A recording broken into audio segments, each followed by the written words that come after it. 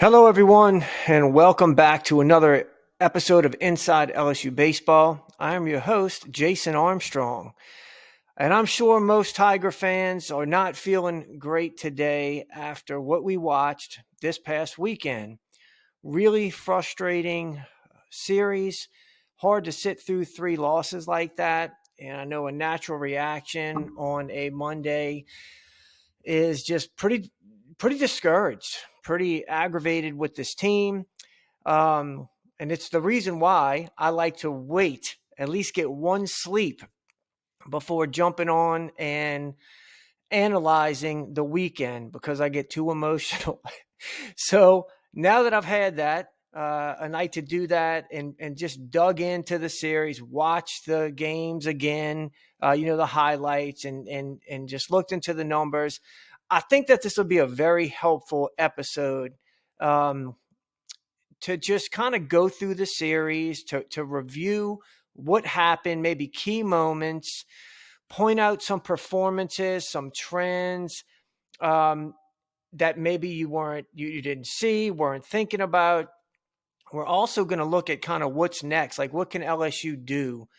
Where can they go from here? And then ultimately, what does this sweep mean? Like, where does LSU stand right now in terms of their record, uh, their position in the SEC? And then how does it relate to the ultimate goal, which is not just hosting a regional, but becoming a top 8 seed? So we're going to jump into all of that. A lot to go over, but we'll try to get through this fast. So just to kind of start with the recap, LSU got swept, and it was a butt kicking outside of maybe one lead early in game two. LSU played from behind the majority of the weekend.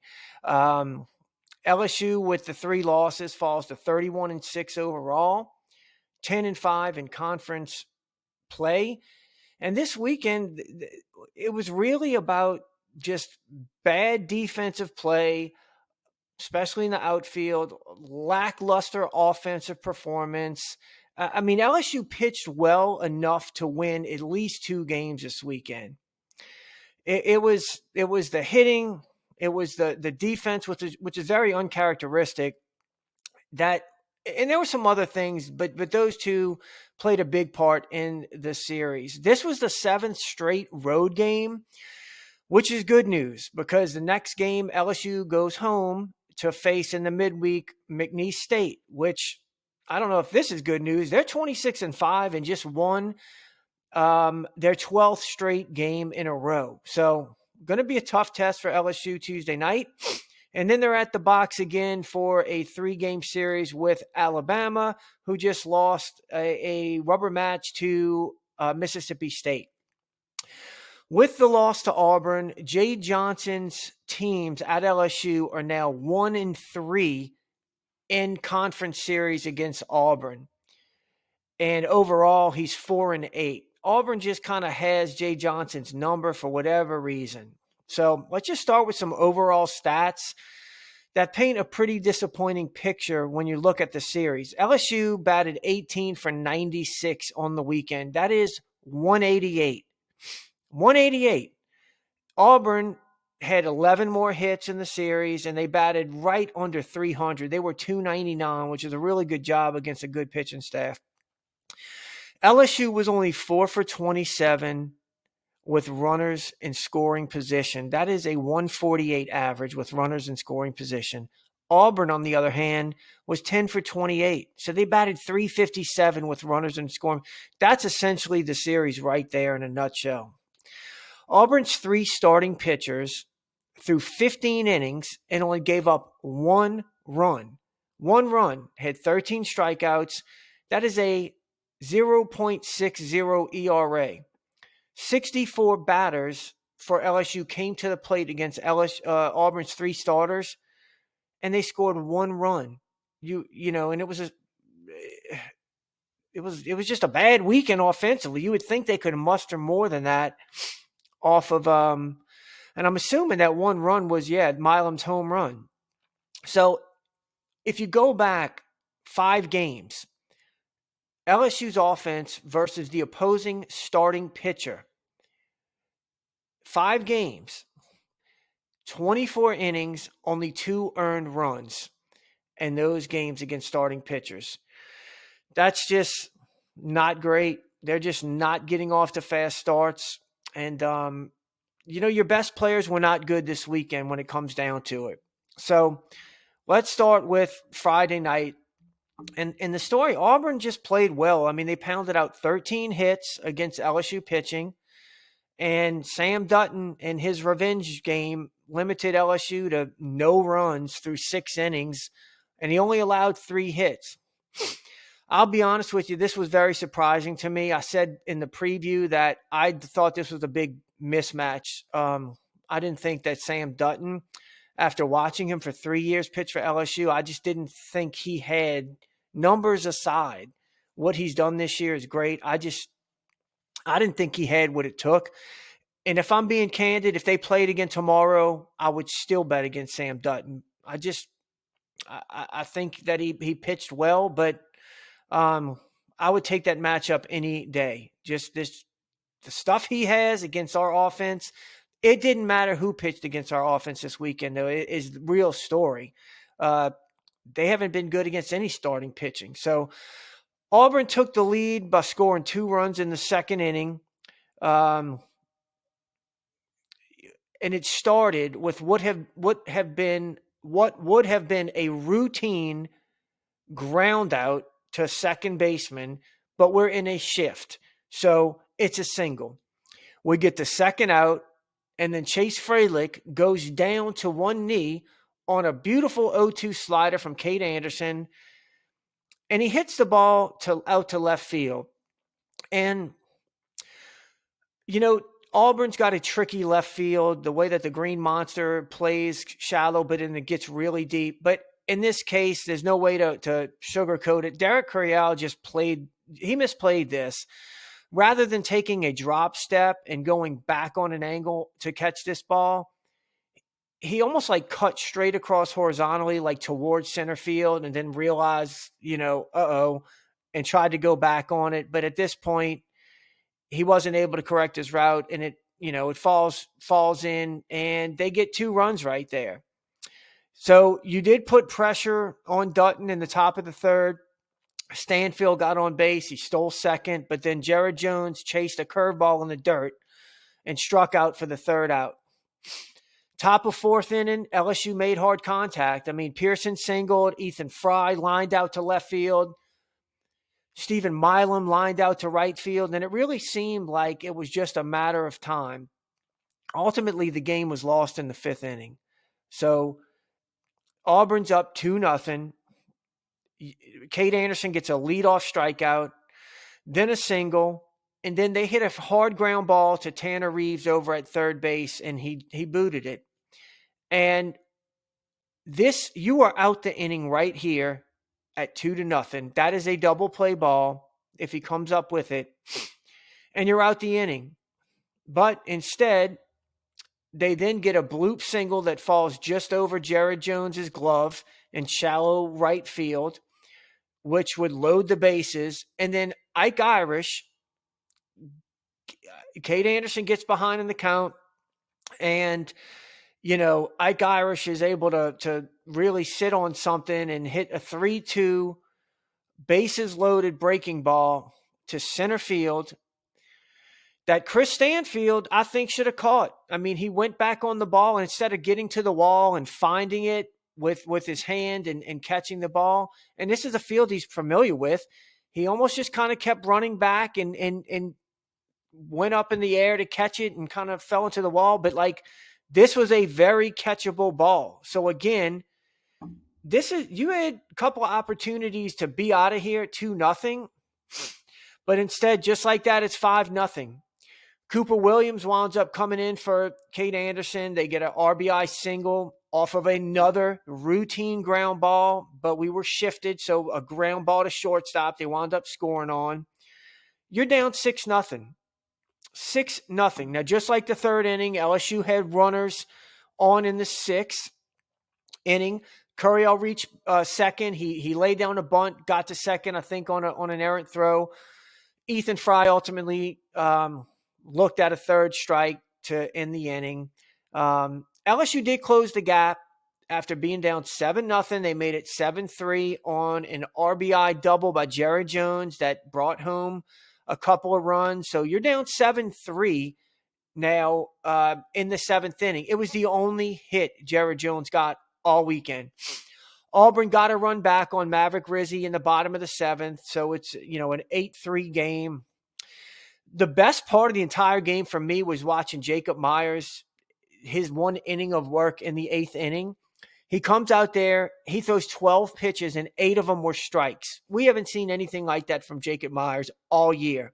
He had 2 strikeouts. One of them was on a nasty slider, and then he actually struck out Ike Irish on a 97-mile-per-hour fastball. I mean, he was throwing gas, but he also got threw a really nice changeup that Ike Irish whiffed on. Real pretty pitch. So he looked really good, really good. Now, Stanfield and Curiel went back-to-back doubles to make it an 8-4 game in the ninth, and then Jared Jones swung at a fastball 2 feet outside of the strike zone to end the game. That's your game. So Auburn got the hits. They made some really good defensive plays. I mean, Bub Terrell, the freshman left fielder, made some really good plays. He tracked down a couple of balls that were close to falling in. They just did what they needed to do, and LSU made 4 really bad plays in the field that all of them cost LSU runs. So 10 of Auburn's 13 hits came with runners on base, and 6 of their hits were with runners in scoring position. So, LSU was just, they hit 182 game one, against Sam Dutton, Cam Tilley, and Carson Myers. The only player in Auburn's lineup who failed to get a hit was Bristol Carter. So they had production just throughout the lineup. A few bright spots. Derek Curiel did reach twice with 2 different hits. Jones did have the RBI, the 2 RBI double that he hit. Stanfield walked twice and then hit a double, scored 2 runs. That was pretty much it offensively, just not a great game. Now, I felt like Auburn used their most talented bullpen arms. Cam Tilley, although he didn't pitch good, he only recorded 1 out and gave up 3 runs. He's a pro talent. I mean, he's got a very good breaking ball, and he's one of their, from a stuff perspective, better bullpen arms. They also went to Carson Myers, the lefty, who's very good. He's got, a very good conference, good conference result so far. He threw 45 pitches. So they used both of what I thought were 2 of their better bullpen arms. And if you're looking for a positive, LSU still had their main guys. So as much as game 1 stung, I liked our pitching going, better going into game 2 and then even game 3. So game 2, I mean, this is a game that you actually out-hit Auburn. You pitched pretty well, but you had more bad outfield defense. You went 1 for 10 with runners in scoring position, and you lost the game 4-2. In the previous game, so in game 1, things went sideways in that 1 inning. I think it was the 5th inning. Well, in game 2, the 4th inning was the one that really bit you. So things started looking pretty good. I mean, the Tigers come out the gate. They get 2 first-inning hits. I believe Curiel led off with a single. Dickinson got a single against Cade Fisher, who's up there pumping 98-mile-an-hour fastballs, but you leave 2 stranded. Then you go out in the bottom of the first, you get a strike them out, throw them out to end the inning, and I'm like, okay, this is starting pretty good. You go out, top of the 2nd inning, and Milam hits a homer over the Green Monster, and LSU's got their first lead. So they're up 1-0. Next 2 batters, Braswell and Stanfield both go down by strikeout. Braswell had an 89-mile-per-hour fastball blown by him, and Stanfield took an 88-mile-per-hour fastball for a third strike that was kind of in on his hands. So that kind of extinguished any rally that we were going to get going there. Bottom of the second, Einstein goes out, and he's just dealing, man. Like, Auburn is missing his off-speed stuff, his breaking ball, by like 2 feet. He just looks really good. Fast forward to the fourth inning. Ionson's only at 35 pitches at this point. That's averaging like 12 and a half pitches per inning. That's very good. And he's got 4 strikeouts. Auburn has had 1 runner reach base at this point. So Pearson gets to second base with 1 out. Luis Hernandez takes an 86-mile-per-hour fastball. You heard that right. 86-mile-per-hour fastball for a third strike. And Fisher's just busting our hitters in on the hands, and we're not adjusting at all. We actually went on to load the bases in this inning, and then Stanfield strikes out again. So this is like the story of the weekend. We when we would get runners on, we just wouldn't do anything, couldn't get a big hit. So this is where things went south. Bottom of the fourth, Eric Snow leads off with a liner to center field. Stanfield makes a good play, almost throws him out at second, but he just gets in on the tag. I think they even reviewed it. Ianson responds with a nasty slider to strike out Rimbert. Ike Irish then tomahawked a fastball that was up and away, way out the zone. And Curiel misplayed it. He started in on the ball, and it went over his head and one-hopped the left field wall. It didn't even hit like up on the Green Monster. It one-hopped the bottom of the wall. So it should have been caught. Now it's tied 1-1. Next batter, Cooper McMurray hits a changeup way up in the air. It wasn't like it was a hard hit ball.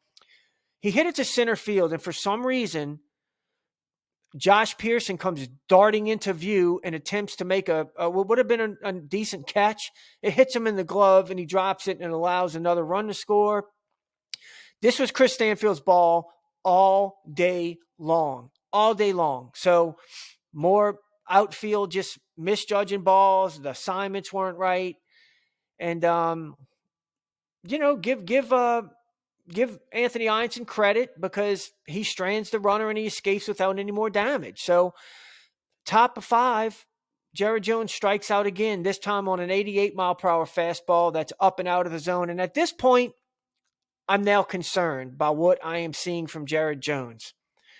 He's been so good all year, but the way that I'm looking at him strike out, the body language, the way he's striking out, I just don't like it at all. You get the tying run on after a bunt base hit by Danny Dickinson, but then Fry pops out, and that extinguishes, any rally there. Bottom of 5, Ianson was pitching really well through 4 innings. I think that might get lost. Then he walks the first batter in the 5th inning. I want to say it was like on 4 pitches. And then he gives up a home run to center field to Eric Snow. This looked like a can of corn off the bat. And Auburn center field is 385. That's like the shortest I've seen. Shorter than, I think, Tennessee's. That's the second out of the inning at Alex Box. So Auburn with the 2-run homer, Auburn goes up 4-1. And they don't score again. So, top of 7, LSU gets first and second with nobody out against journeyman reliever John Armstrong. You get 2 singles from your 8 and 9 hole hitters, but Derek Curiel then hits a line out to shortstop. Jared Jones then popped up to like second base, right behind second base on a 90-mile-per-hour fastball that got in on his hands. I don't even know how that happens at all. Because John Armstrong was throwing he throws kind of sidearm, mostly fastballs. He really didn't even give us a reason to look off speed. And he got that in on Jared Jones's hands with runners on first and second and 1 out. We just never could come through like we've done all year and get a big hit. You even loaded the bases in this same inning, but then Brown comes in. I think he pinch hit, and he hit a hard fly ball to center field. But again, a blown opportunity.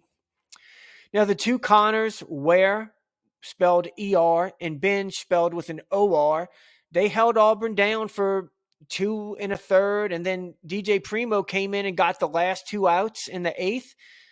That was a big positive. Like I mentioned, Auburn didn't score again. They finished with those 4 runs. Top of 8th, LSU showed signs of a pulse. Pearson and Milam singled, and then Tanner Reeves dropped a blooper in the left field, which knocked in a run. So it's 4-2 now. So you have first and second with 1 out. It's a 4-2 game. And 5 pitches later, the inning is now over.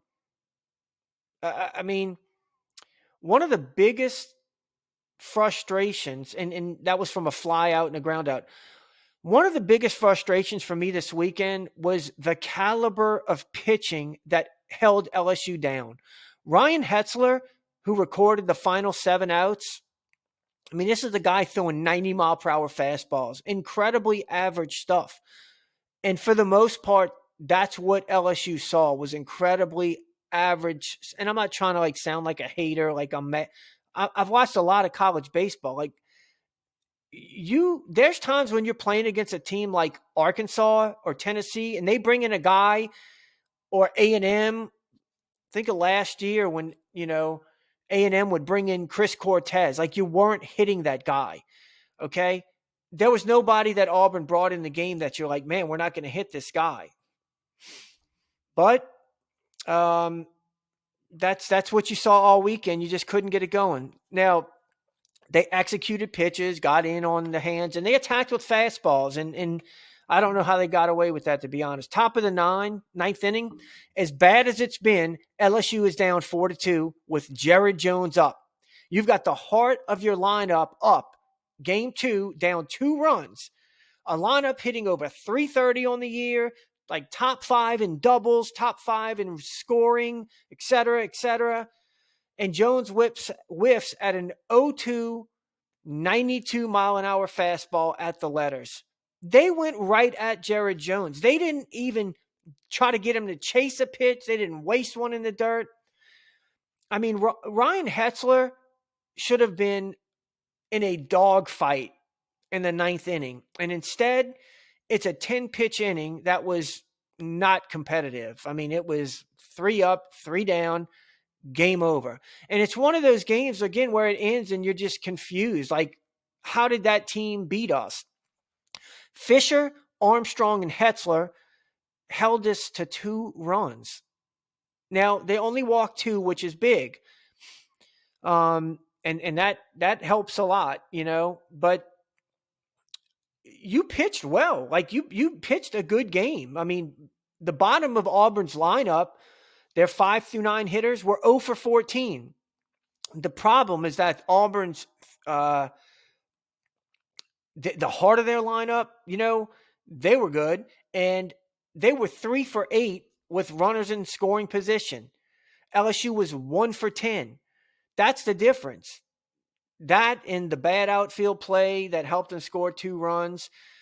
LSU had 1 extra base hit all game. They had 7 singles and Milam's home run. That's it. Yeah, they had 8 hits for the game.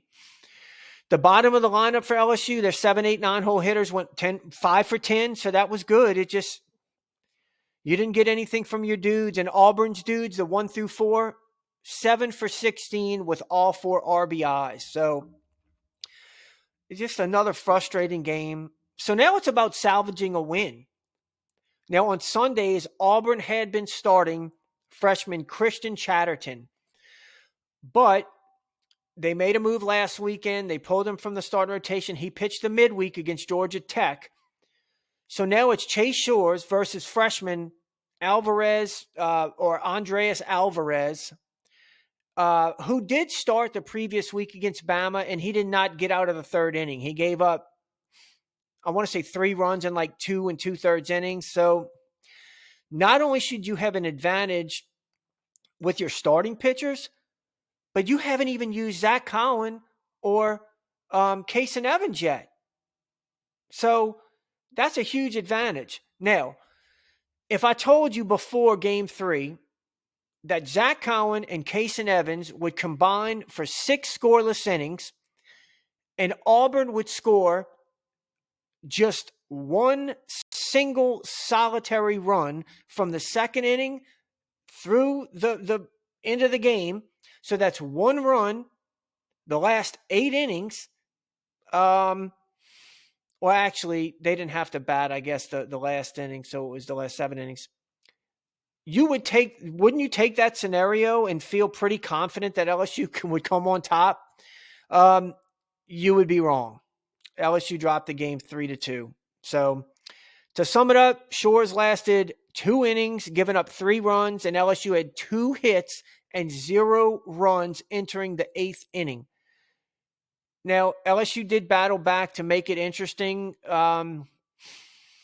late in the game, but they fell short 3-2. So here are the moments, and I mentioned LSU was 1 for 8 with runners in scoring position. That's just not going to get done. Here are the moments in the game where LSU just couldn't capitalize, but they had chances. Remember, this is a 1-run game, 3-2. Bottom of the 3rd, you got 1st and 2nd. Jones flies out. Bottom of the 4th, you have 2nd and 3rd. Luis Hernandez grounds out to shortstop. Bottom of the 5th, you have 2nd and 3rd with no outs. 2nd and 3rd with no outs.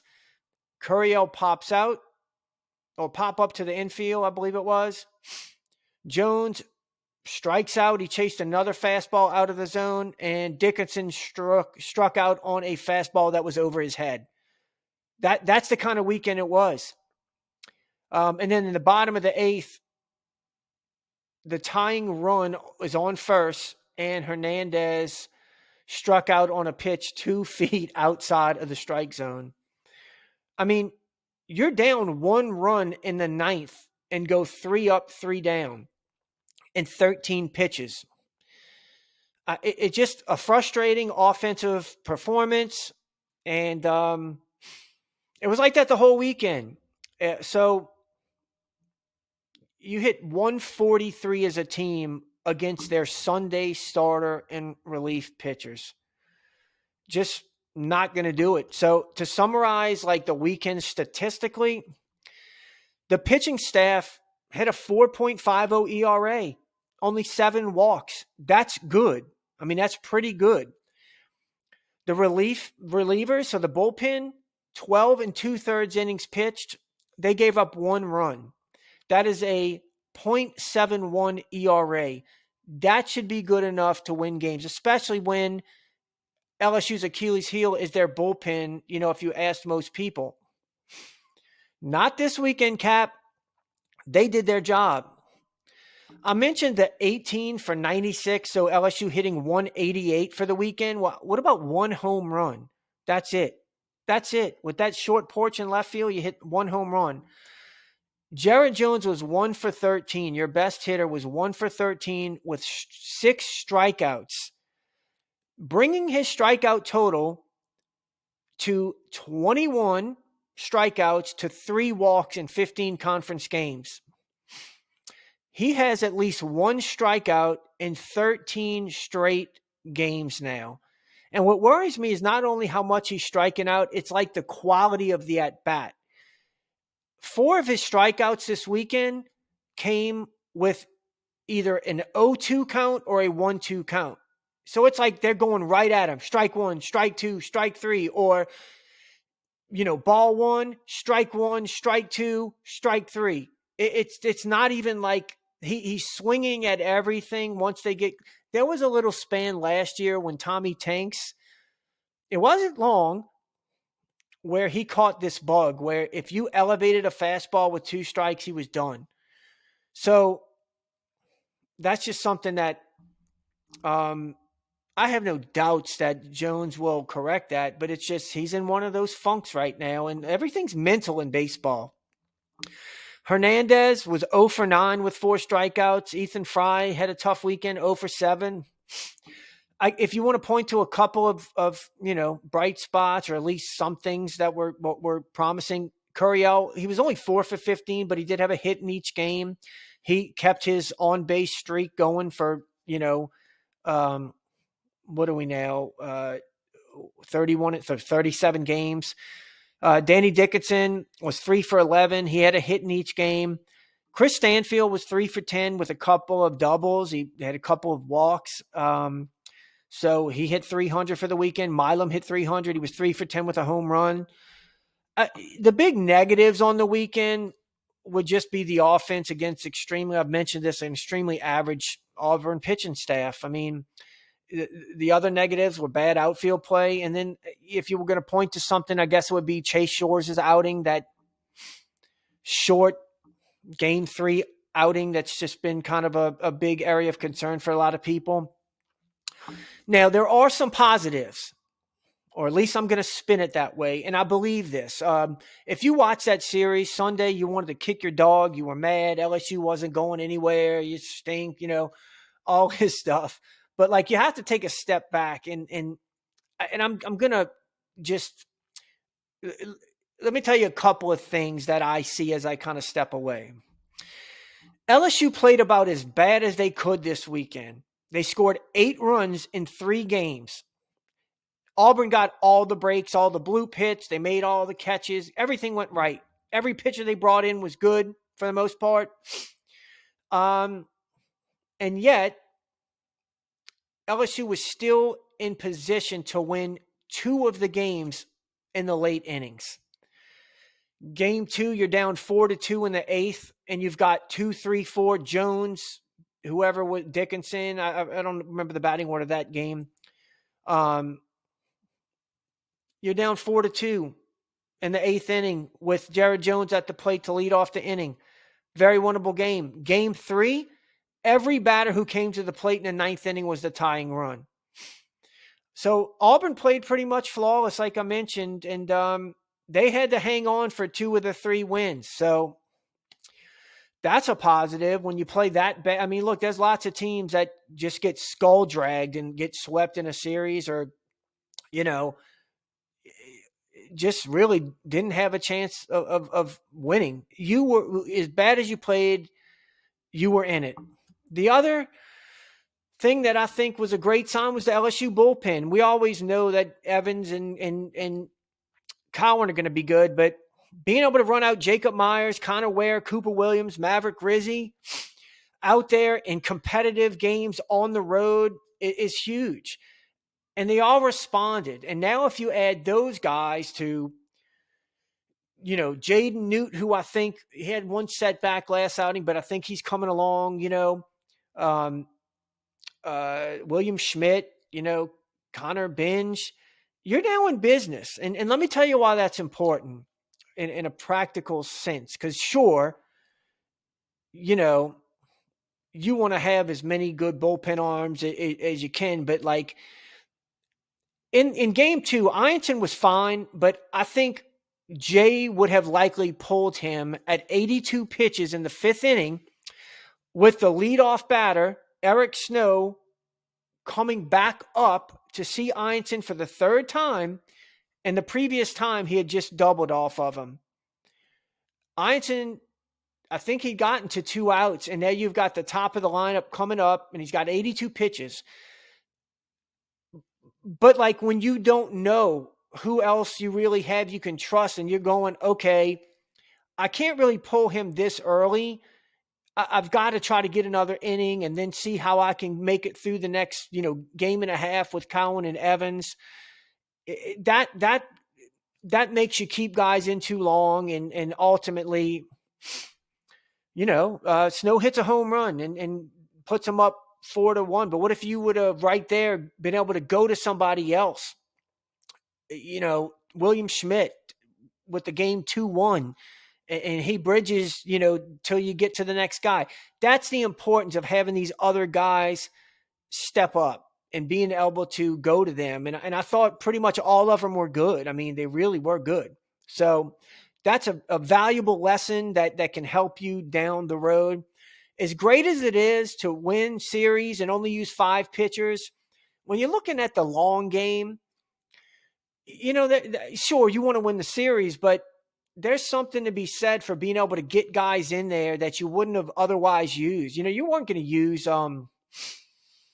Cooper Williams, down 7, 5-0, you're not going to use one of your better pitchers in that scenario, but you can use Cooper Williams when you're down like that, and that's very valuable. So, how does LSU get right? Offensively, being at home is going to do a lot of good. 7 straight road games. I don't know if they were lethargic or what, but being home with that crowd is going to, re-energize them, and I think that's going to do them a lot of good. One of the things I need that think this offense needs to do, though, a couple of things, is focus on hitting fastballs. This offense takes way too many fastballs early in counts, and then they're also late on a lot of heaters, and then they whiff at them with 2 strikes. So I don't know if we're looking for breaking balls because we're such a good offense. We just think people are going to pitch us backwards. So, we take fastballs early in the count because we're not expecting him.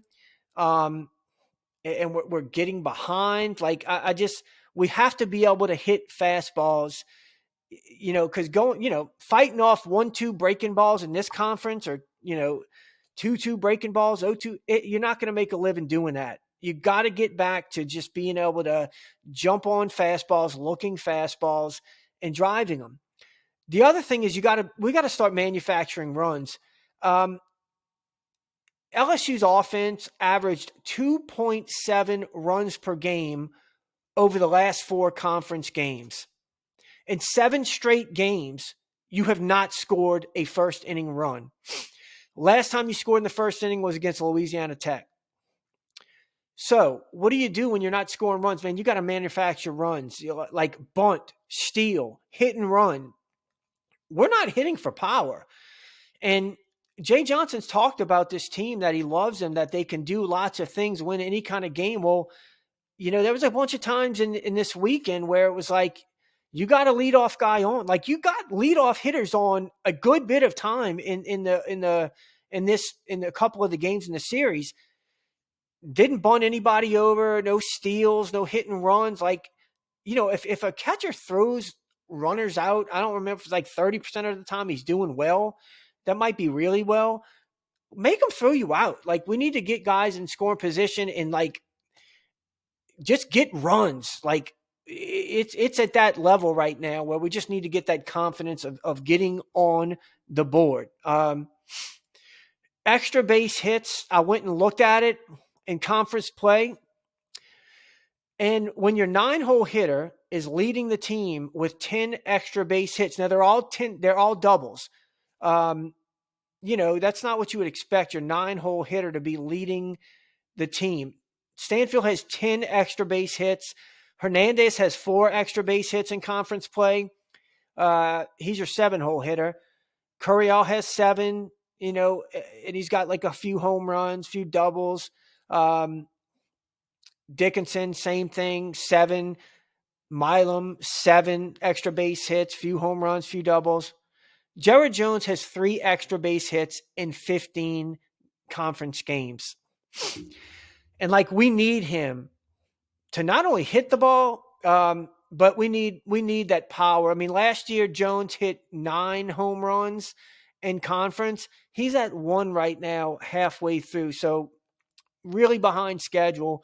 Now, interestingly enough, Stanfield's 10 doubles are more than any LSU player hit last year in conference in 30 games. Stanfield led the team with 9 doubles in 2024. Stanfield's got 10 in 15 games, so he's still got 15 left. And what's even more interesting, in the Jay Johnson era, the most doubles hit in conference is 12, and that was in 2023. Tommy White hit 12. So Chris Stanfield's having a really good year. He's 2 doubles shy of tying Tommy White, which is the most anybody's hit since Jay Johnson's been here in 2022. So, and again, I mentioned the home runs. Cruz and Tommy White both had years that they hit 16 SEC home runs. And, I think Cruz did it in 2022. Tanks did it in 2023. We're just really missing the long ball right now in conference play. And that is one thing that can change a game in a jiffy.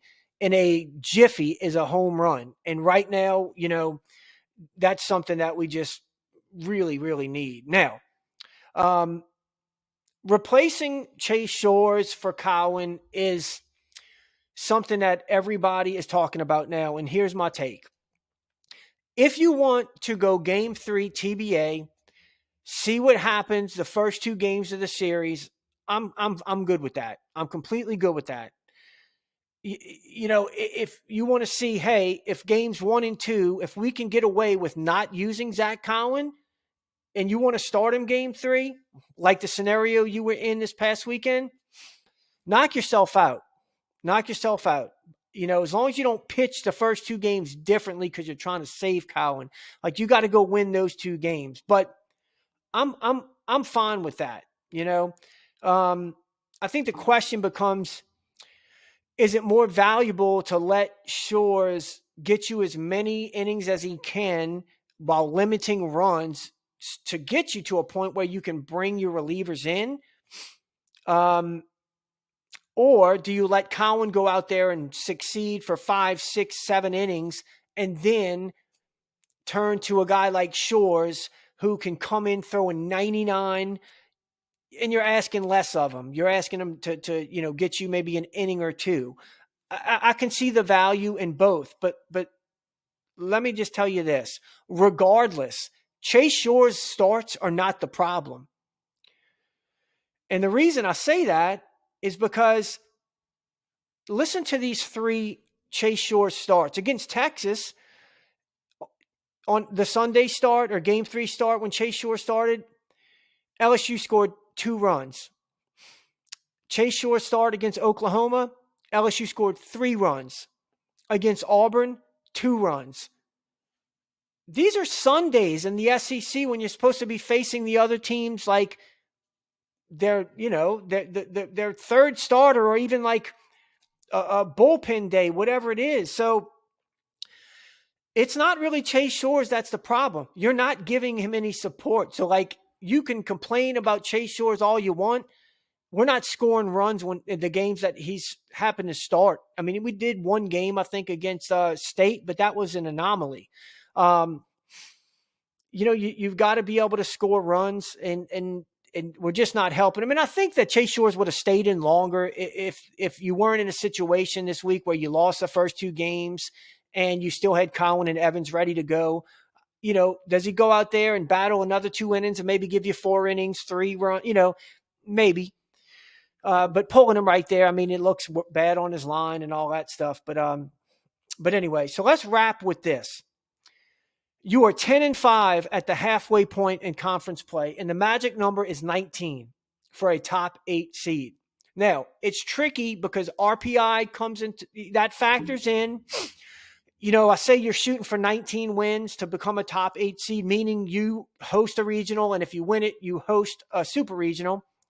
And by the way, if you don't know, RPI factors in a team's winning percentage, the winning percentage of the team's opponents, and then the winning percentage of the opponent's opponent. So it's tricky, but that's what they use for like hosting and all that good stuff. But it's tricky because in 2024, Georgia was a top 8 seed and they were 17-13, I believe, in SEC play. Mississippi State was also 17-13. They didn't even host a regional. So that's one of those RPI deals. Now, the good news is that LSU, if they get anywhere near 19 wins, their RPI is fine. I mean, they're fine. But what does that getting swept mean? I mean, right now you're battling the following teams for one of those top 8 spots. I mean, Texas is 13-2. They've got series still with Auburn, A&M, Arkansas, Florida, and Oklahoma. And just going through the schedule, I expect them to be a top 8 seed. Arkansas is 12-3. I expect them to be a top 8 seed. Tennessee, even at 11-4, I expect them to be a top 8 seed.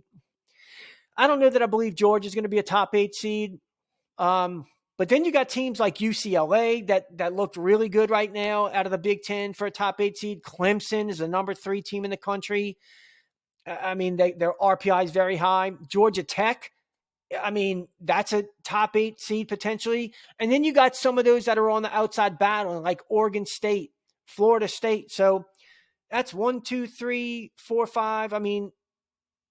I see like 5 definites already, but 6 with a good chance, and then another 3 or 4 that have a shot. And that's not even throwing in like Auburn and Ole Miss and Alabama, and if other teams, West Virginia's and just other teams from other conference, Oregon State, uh, if these guys turn it on late in the year. So LSU is not like a gimme for a top 8 seed at all. I mentioned you're 10-5. So to get to 19 wins, you basically have to go 9-6 the next 15 games. That gets you to 19 wins, and I think you're a shoe-in for a top 8 seed. Okay? So if you got 15, if you need 9 more wins, you've got Bama, Tennessee, at A&M, Arkansas, and at South Carolina. South Carolina is 3 wins right there. Okay, so I'm going to just say you're at 13 wins right there. It should be 3 wins, but that still leaves you with needing 6 wins between Bama, Tennessee, A&M, and Arkansas. And I'm just going to be honest. Right now, the way teams are playing, there's a very real scenario that you could lose the series to Tennessee and Arkansas. So you get a game there, even with the 3 wins against South Carolina, that puts you at 15 wins, and you go on the road to A&M and you host Bama, and you got to win both of those series. Look, this thing could go a lot of different ways, but all I'm trying to do is paint a picture that to just think that, hey, we're 10-5, everything's fine. We're going to host. Like that loss right there, getting swept, made things very interesting. You're going to have to win some of these series going down the stretch, like more than just one. And you've got some really tough teams coming up. Can it be done? Absolutely. LSU is going to play better. I like this offense a lot better than they showed this weekend, but it's going to be a mad dash down the stretch, and it starts with Alabama this coming weekend. So that's going to do it for this episode. Like I mentioned, we got McNeese tomorrow. It's going to be a tough game. We got to get a win there, and we will be back to recap the midweek and then preview the Alabama series. So, as always, I greatly, greatly appreciate you joining me on Inside LSU Baseball. We will talk to you again soon.